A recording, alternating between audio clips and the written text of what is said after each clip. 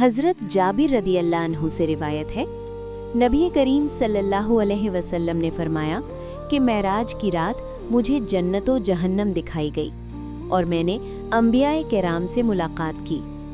सही मुस्लिम मफ़हूम।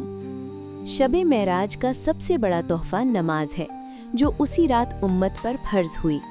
याद रखें, इस रात के लिए कोई मखसूस इबादत, मखसूस नमाज या मखसूस दुआ सही हदीस से साबित नहीं, लेकिन अच्छी इबादत करना जायज़ है और पसंदीदा है।